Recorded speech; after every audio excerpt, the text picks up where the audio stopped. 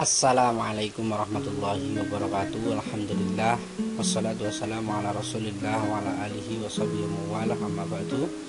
Oke teman-teman semua, pada kesempatan kali ini kita akan melanjutkan ya, pembelajaran tentang fikih munakahat, yang mana pada kesempatan kali ini pembelajaran ini kita laksanakan secara online atau daring, dan ini sudah sampai ke materi keempat, yaitu pembahasannya adalah tentang khitbah dan kafalah.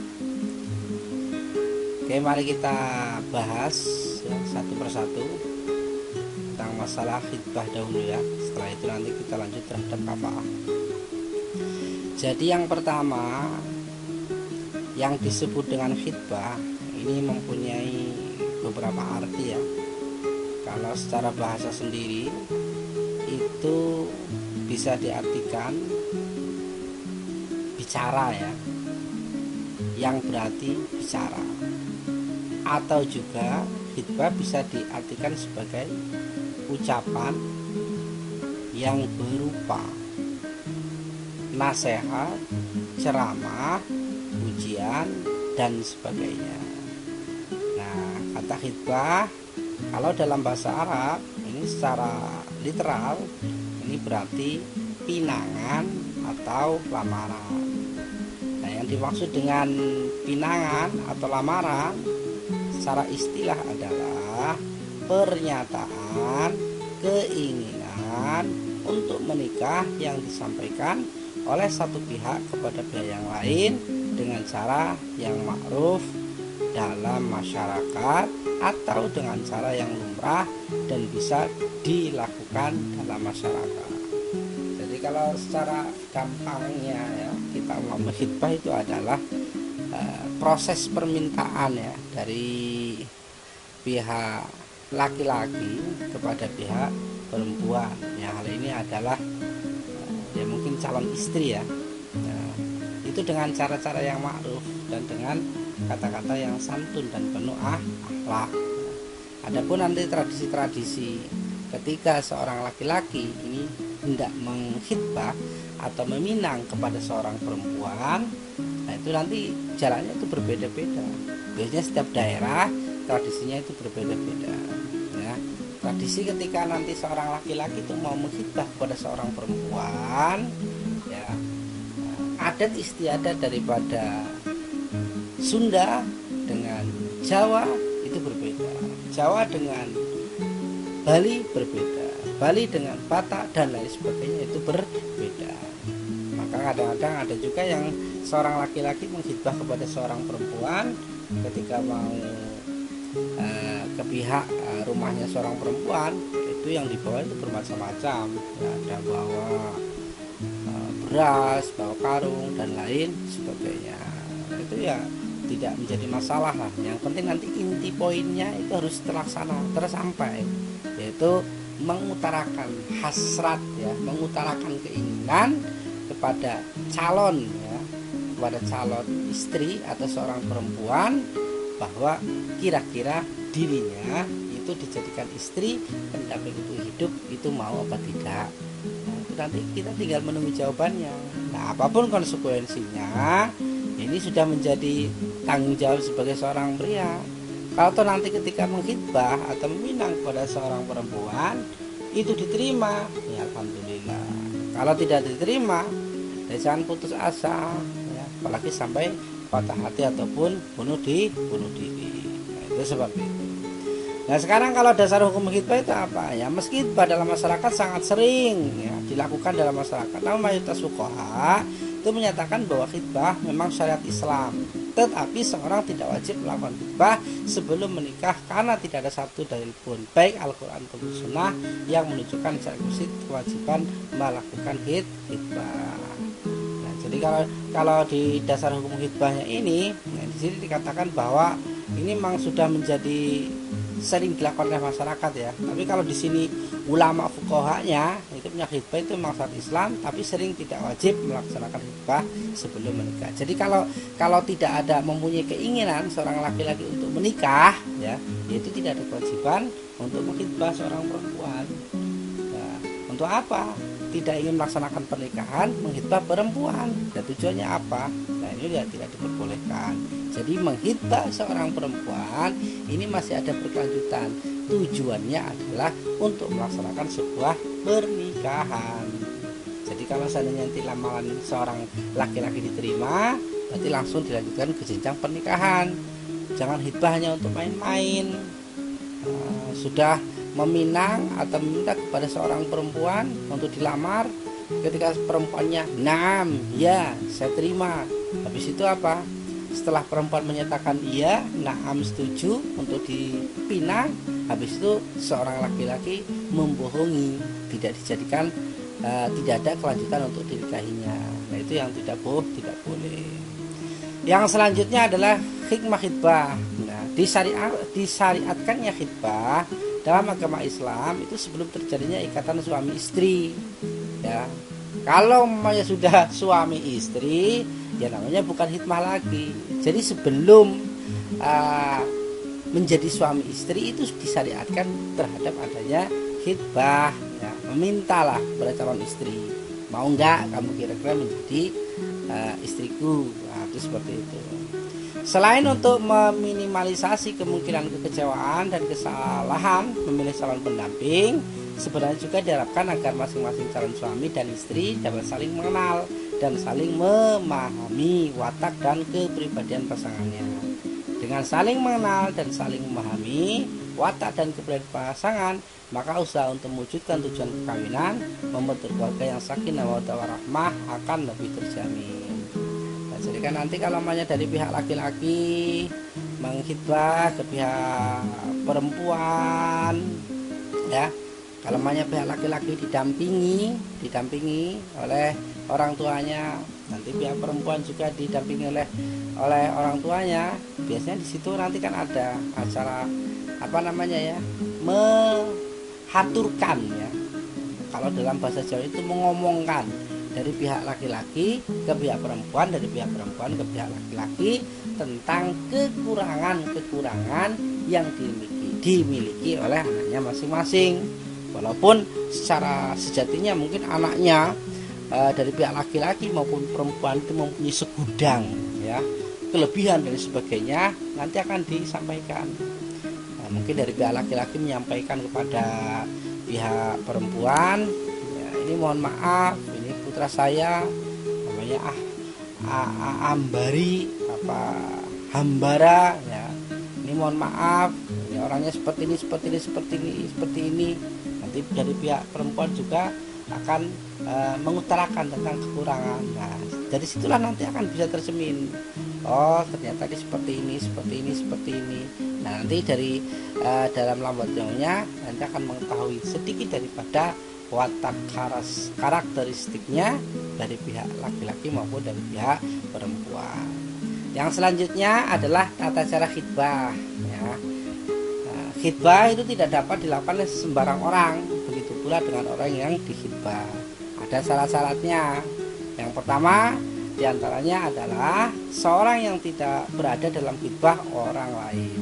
Jadi ini hukumnya haram ya, perlu diketahui oleh kita semua. Kita mau menghitbah atau meminang kepada seorang perempuan, walaupun perempuan itu kita cintai, kalau statusnya perempuan itu sudah dikhitbah atau sudah dipinang oleh orang lain, maka itu hukumnya adalah haram. Maka kita ini juga sebagai seorang laki-laki ya, sebagai seorang laki-laki ini harus pinter-pinter ya mencari informasi kira-kira perempuan itu ini sudah dipinang atau dikhitbah belum. Nah, kalau umpamanya belum dikhitbah ya kita masuk. Tapi kalau umpamanya belum sudah dikhitbah ya kita mundur. Nah, itu seperti itu. Kalau sudah dipinang atau dikhitbah orang lain, kita tetap jalan meminangnya, maka di dalam agama itu adalah tidak boleh. Rasulullah Muhammad SAW bersabda, janganlah seorang di antara kamu meminang seseorang yang dipinang saudaranya sehingga pinangannya sebelumnya meninggalkan dan mengizinkan, kecuali kalau kasusnya ada A meminang si B. Ketika setelah dipinang ternyata si B ini tidak menyetujui dan pinangannya atau lamarannya atau khidmahnya ditolak, maka si C ini boleh meminangnya. Tetapi sebaliknya, kalau ada si A itu meminang si B, ya, tetapi apa? Si B sebagai seorang perempuan ini menerima pinangannya atau khidmahnya atau lamarannya si A, maka si C ini tidak boleh meminang karena statusnya apa? Statusnya itu adalah perempuan tersebut sudah menjadi pinangan orang lain. Yang kedua apa? Seorang yang tidak ada halangan syar'i untuk dinikahi, ya, baik laki-laki ataupun perempuan yang ada halangan syar'i untuk dinikahi. Di antaranya apa? Laki-laki perempuan yang memiliki hubungan, ya, baik hubungannya itu adalah darah atau nasab, hubungan kerabat, atau musyawarah persusuan atau hubungan sepersusuan dengan pihak yang menghitbah. Nah ini makanya harus jeli, ya. Walaupun kita sebagai seorang laki-laki mencintai kepada seorang perempuan, sebelum kita khitbah kita harus ditelisik dulu, ya, kira-kira perempuan atau laki-laki yang perempuan yang akan kita khitbah ini mempunyai hubungan darah enggak dengan keluarga kita, mempunyai hubungan kerabat enggak dengan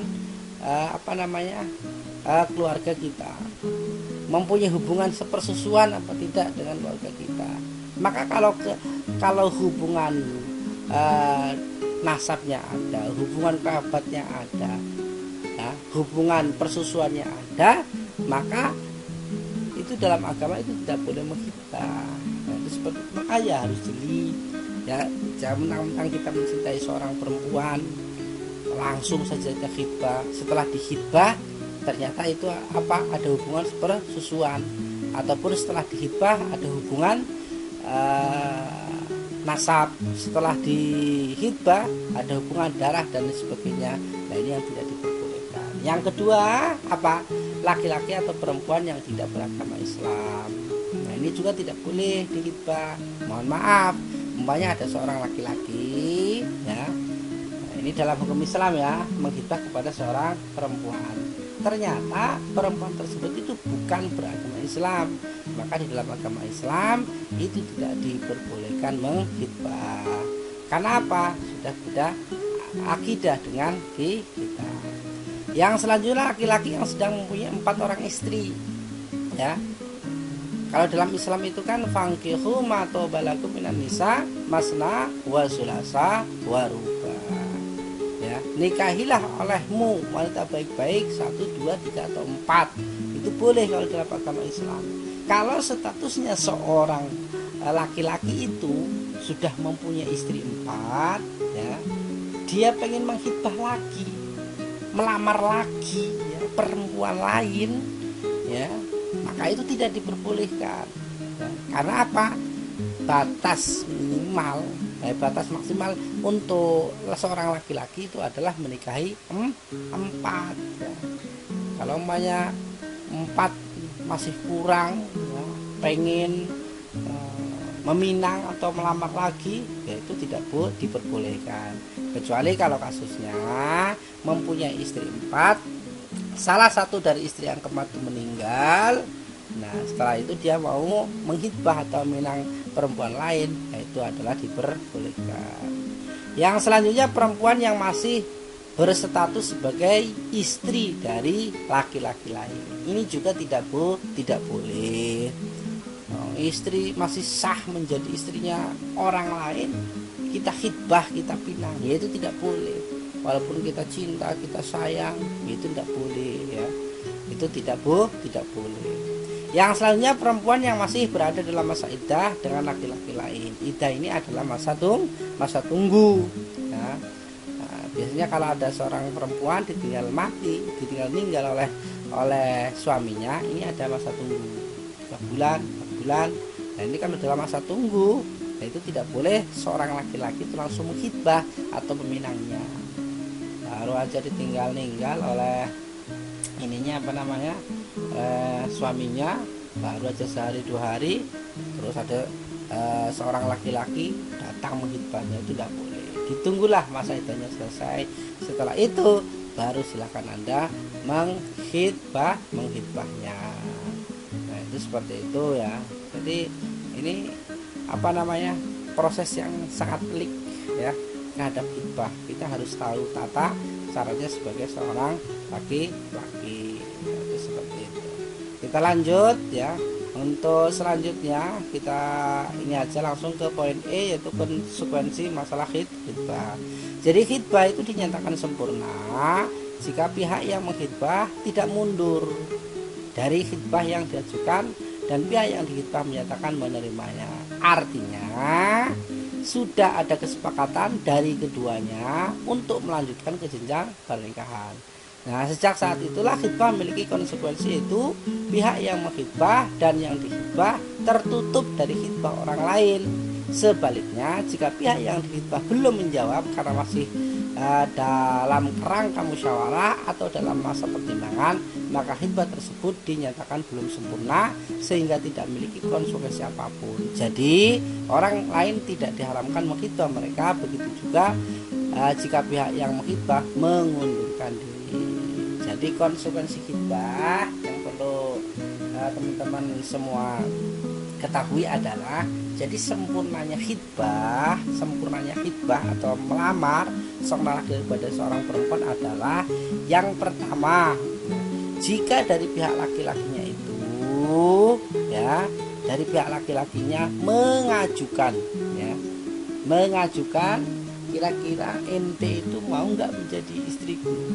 Nah setelah itu dari pihak perempuannya itu mengatakan ya ataupun diam aja, asukul doalah naam ya, diam aja udah dengan isyarat lah, kedipan mata dan sebagainya. Nah itu berarti ini sudah sah ya, sempurnanya hitbah ini sudah sah. Kalau hal yang seperti ini ya sudah ada jawaban dari pihak perempuan, maka seorang laki-laki itu tidak boleh untuk menghitbahnya. Karena apa? Hitbahnya itu sudah sempurna. Nah kalau umpamanya kasusnya diberi kesempatan ya, belum bisa menjawab, kasih 3 bulan dulu waktu mas, kasih waktu 4 bulan dulu mas, maka hitbah ini belum sempurna. Nanti kalau umpamanya di situ di tengah perjalanan ya, kok ada seorang laki-laki menghitbah kepada seorang perempuan, ya tidak masalah, karena dari pihak perempuannya ini belum memberikan jawaban. Nah itu seperti itu. Biasanya kan dari pihak perempuan seperti itu, biasanya ya menolak secara halus, ya sudah tidak apa-apa, nanti akan saya pikir-pikir dulu. Itu sebenarnya adalah penolak, biasanya ya itu penolakan secara halus. Tapi mau mengatakan saya tolak, tidak terima hitbahnya, tidak saya terima pinangannya, itu kan kadang-kadang tidak tega, biasanya seperti itu. Nah, jadi dengan sempurnanya hitbah bukan berarti hukum tidak berlaku lagi bagi mereka. Hukum-hukum yang mengatur laki-laki dengan perempuan yang bukan istri atau bukan mahram seperti larangan berduaan dan larangan melihat masing-masing berlaku bagi mereka. Jadi yang perlu diperhatikan lagi bagi pihak laki-laki maupun pihak perempuan, jika lamarannya pihak laki-laki ini sudah diterima oleh pihak perempuan, maka ini bukan berarti halalan thayyiban perempuan belum ya. Wah, alhamdulillah pinanganku sudah terima oleh si dia. Nah, habis itu apa? Berdua-duaan, pegang-pegangan dan sebagainya. Ini tidak boleh. Masih statusnya adalah haram, kecuali kalau ketika khitbahnya itu diterima ya, namanya seorang perempuan itu menggunakan cadar, nah itu diperbolehkan, tapi hanya sekilas saja, itu untuk membuka cadarnya, untuk mukanya diperlihatkan kepada seorang suami atau laki-laki tersebut. Karena apa? statusnya ini adalah sudah mendekati kesempurnaan dan akan melanjutkan kepada jenjang pernikahan. Nah, jadi nanti kalau umpamanya pinangannya ini sudah diterima, nah ini harus cepat-cepat, jangan khitbah atau pinangan diterima dari pihak perempuan 10 tahun nggak nikah, itu harus disegerakan ya, dengan mengatur tanggal, waktu, hari dan lain sebagainya. Itu masalah khitbah. Oke teman-teman semua ya, untuk selanjutnya kita akan bahas masalah kafaah ya. Nah, jadi kafaah atau kufu, nah, itu kalau secara bahasa itu bisa diartikan setara, seimbang ya, serasi, sesuai, serupa, sederajat atau sebanding. Bisa juga kafaah ya, kalau menurut istilah hukum Islam adalah keseimbangan dan keserasian antara calon istri dan suami dalam hal tingkatan sosial, moral, ekonomi, sehingga masing-masing calon tidak merasa berat untuk melangsungkan perkawinan. Jadi gampangannya adalah kalau kita mengatakan kafaah itu adalah sekufu, artinya itu sama, baik dalam tingkatan sosial, moral, ekonomi dan lain sebagainya, itu sama antara laki-laki dan perempuan. Itu namanya adalah kufu, sekufu. Nah sekarang ukuran kafaah ini para ulama itu berbeda pendapat ya. Nah, kalau menurut ulama Malikiyah yang disebut dengan sekufu itu adalah yang pertama adalah ad-din ya. Yang dimaksud ad-din atau agama itu apa? Adalah ketaatan menjalankan ajaran agama. Artinya sekalipun kedua suami istri sama-sama beragama Islam, tapi jika seorang di antara mereka adalah orang yang taat kepada satunya lagi orang yang fasik, maka mereka tidak sekufu. Nah, jadi menurut Imam Malik yang disebut dengan kufu ini adalah ukurannya itu adalah ad-din, agama. Ya, jadi kalau umpamanya agamanya, akhlaknya daripada seorang laki-laki itu sama dengan seorang perempuan, maka ini sudah biasa dikatakan sebagai sekufu. Tapi kalau umpamanya seorang laki-laki ini adalah keyakinannya beragama Islam, sedangkan seorang perempuan keyakinannya bukan beragama Islam, maka ini bukan dikatakan sebagai sekufu. Karena apa? Sudah beda keyakinan. Nah, itu seperti itu. Nah, jadi yang perlu dicamkan. Nah, kalau menurut Malik sekufu ya seperti itu. Kalau agamanya sama, itu sudah bisa dikatakan sebagai sekufu. Kalau ulama Hanafiyah mengatakan bahwa suami istri harus sepadan dalam hal ad-din, agama, kemerdekaan, keturunan, kekayaan, dan pekerjaan. Ya, yang dimaksud dengan al-Islam apa? Seorang masuk Islam sejak dari nenek moyangnya. Orang yang kakek neneknya beragama Islam tidak sekufu dengan orang yang bapaknya saya yang beragama Islam. Nah, ini lebih ketat lagi. Kalau Hanafiyah mengatakan apa? Bukan hanya daripada pasangan seorang istri saya yang beragama Islam, suaminya beragama Islam, istrinya beragama Islam, baik dari pihak suami ataupun pihak laki-laki ya, ini harus ditelusuri ke atasnya dari pihak laki-laki, ke atasnya dari pihak perempuan ya, ini harus Islam semua. Kalau namanya mbahnya, neneknya dari pihak laki-laki atau perempuan ada yang fasik atau tidak beragama Islam, maka itu tidak sekufu walaupun calon istrinya itu adalah sama-sama beragama Islam dengan ya, seperti ada pihak laki-laki.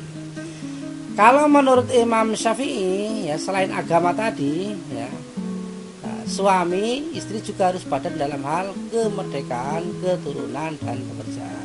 Ini lebih selektif lagi menurut Imam Syafi'iyah ya, selain agama jelas tentu, maka di sini ditambah tentang kemerdekaan ya, keturunan dan pekerjaan.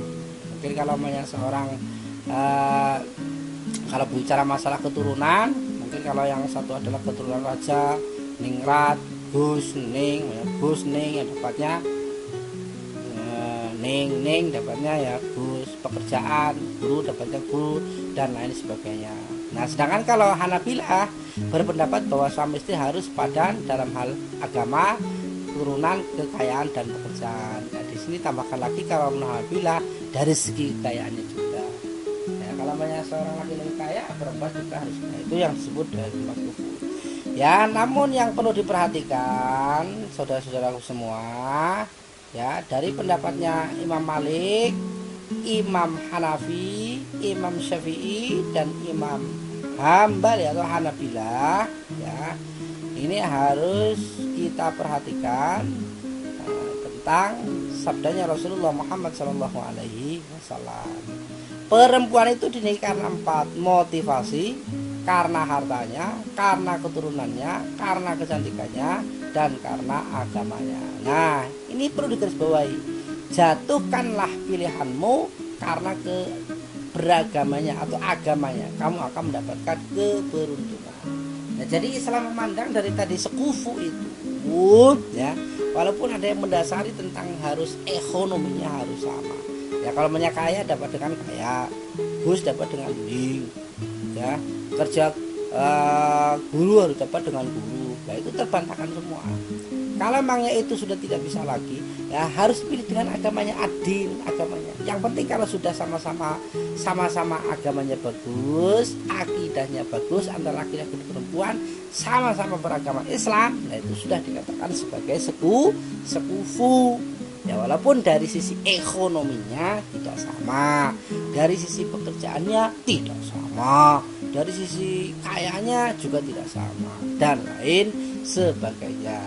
Itu sudah, ataupun disyaratkan, ya, banyak seorang laki-lakinya ini adalah kaya raya, tampan, perempuannya calon istrinya miskin, banyak jelek dan sebagainya.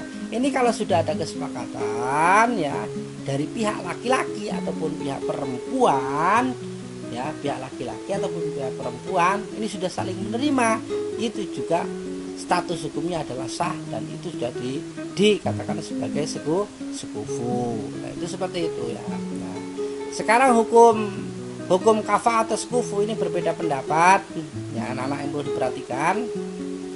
Nah, kalau As-Sauri, Al-Hasan Al-Basri, Al-Qarani berpendapat bahwa kafah bukan syarat keabsahan sebuah pernikahan dan bukan pula syarat mengikat dan tidak terdapat pulang untuk memilih. Nah, jadi kafah untuk sepadan itu bukan syarat, walaupun tidak antara laki-laki dan perempuan dalam hal ekonomi kekayaan tidak sama. Nah, itu kalau tetap dilangsungkan pernikahannya itu adalah tetap sah. Sedangkan di sini menurut jumhur ulama bahwa kafaah merupakan syarat lazimnya sebuah pernikahan, tetapi bukan syarat sah, ya. Kalau jumhurul ulama mengatakan bahwa kafaah sekufu ini adalah merupakan syarat kelaziman sebuah pernikahan, tetapi bukan syarat sah, ya. Artinya apa? Walaupun tidak sekufu, kalau tetap dilaksanakan pernikahan, maka pernikahannya itu adalah sah. Jadi anak-anak sekalian, dari khitbah dan kafaah dapat kita ambil kesimpulan. Yang pertama adalah khitbah adalah pernyataan keinginan untuk menikah yang disampaikan oleh satu pihak kepada pihak yang lain dengan cara-cara yang ma'ruf dalam masyarakat. Nah, jadi tidak boleh bagi seorang laki-laki ketika hendak meminang, hendak mengkhitbah dan lain sebagainya, ini diucapkan dengan cara-cara yang kotor, ataupun sebelum mengkhitbah dia sudah menggetak, kalau sampai pinangan saya, khitbah saya, lamaran saya kamu tolak, kamu akan saya hajar, namanya itu tidak boleh, ya, harus dengan tata cara yang baik. Mau namanya juga kita meminta, diterima ya alhamdulillah, tidak diterima ya jangan nangis, ya, jangan dukun bertindak, jangan. Khitbah hukumnya itu tidak wajib, ya, tidak wajib. Tetapi anjuran kalau orang mau menikah ya harus khitbah, karena tadi hikmah khitbah itu adalah untuk saling mengenal kepribadian calon pasangan suami istri. Tak kenal maka tak sayang maka tak cinta, ya kan? Kalau sudah cinta, ya itu ada mengatakan tai kucing rasa coklat dan lain sebagainya. Nah, tata cara khitbah ada berupa sindiran dan ada juga secara langsung. Kalau maunya secara langsung ya itu dari pihak laki-lakinya, nah, bersama keluarga itu datang ke pihak perempuan, ngomong secara langsung ya. Itu nanti bisa diwakili orang tua ataupun seorang laki ya ngomong sendiri pihak perempuan dong, salah ya. Sebila silaturahim seperti itu. Tapi kalipun kedatangan saya teng mriki mau menyampaikan ya, mana ngono, menyampaikan terhadap maksud dan tujuan anak saya ini mau meminang atau menghibah melamar putri bapak ini beribun. Nah, itu adalah secara langsung. Kalau saya sendirian ya berbicara ngobrol-ngobrol dengan bahasa sindiran. Orang yang menghibah dan dihibah harus memenuhi syarat tertentu. Bagian tubuh pihak yang dihibah juga memiliki batasan dapat dilihat oleh pihak yang menghibah. Jadi kalau namanya seorang perempuan itu bercadar, tidak pernah kelihatan mukanya, kalau nanti hibah, dalam proses hibahnya udah diterima, itu boleh bagi seorang perempuan itu untuk membuka cadarnya, memperlihatkan kepada calon suaminya ya biar tahu. Bila khidbah telah disepakati dua belah pihak, konsekuensi khidbah berlaku, yaitu pintu khidbah sudah tertutup bagi dua. Nah, jadi kalau ada khidbah ya antara laki-laki menghibah kepada seorang perempuan, kau perempuan menerimanya, nah berarti haram hukumnya bagi seorang laki-laki lain untuk menghibah kepada perempuan karena statusnya itu sudah diterima. Kecuali kalau umpamanya ada seorang laki-laki menghibah kepada seorang perempuan, perempuannya menolak, maka laki-laki C ini boleh menghibah kepada perempuan B.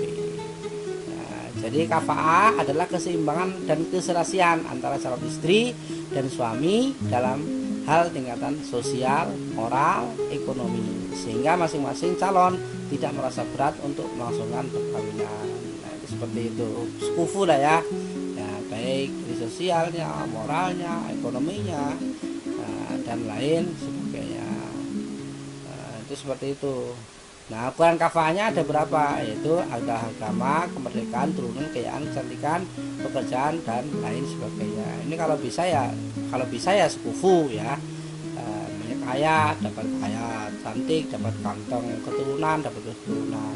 Tapi semuanya ini yang terpenting menurut Nabi Muhammad SAW adalah kalau mayat tidak bisa sekufu ya, tidak bisa seketurunan, kekayaannya sama, yang terpenting itu adalah masalah ad-dinnya atau agamanya itu harus sama. Laki-laki agamanya bagus, ketaatan kepada Allah Subhanahu wa taala bagus, pilih calon istri juga yang taat kepada Allah juga bagus. Itu seperti itu.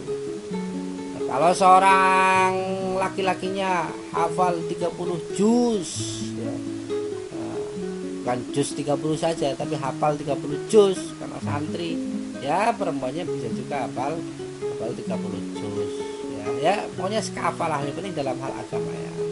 Nah, kafah yang terakhir tidak menjadi syarat sahnya akan nikah jika calon istri dan suami saling meridhoi keadaan masing-masing. Jadi walaupun tidak sekufu ya sudah saya katakan berulang-ulang, jodoh itu memang rahasia ilahi. Jodoh itu memang rahasia ilahi. Kita lihat banyak sekali di sekeliling masyarakat kita ya, orang yang mohon maaf jelek, tidak terlalu tampan, tidak cantik, makanya perempuannya jelek, laki-lakinya gantung, kayak aku juga banyak. Ataupun laki-lakinya jelek kayak inti semua ya, perempuannya cantik juga banyak. Itu kalau sudah ada keridoan dari dua belah pihak, antara dari pihak laki-laki dan pihak perempuan, itu sudah tidak menjadi masalah.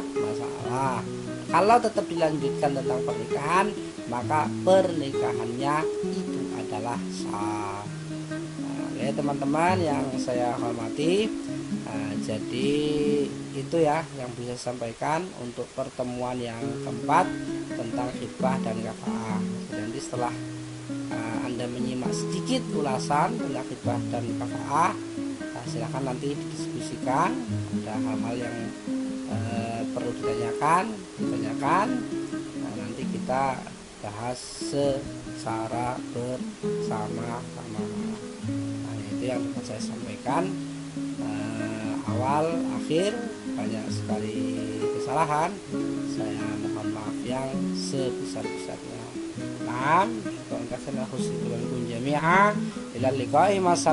Assalamualaikum warahmatullahi wabarakatuh.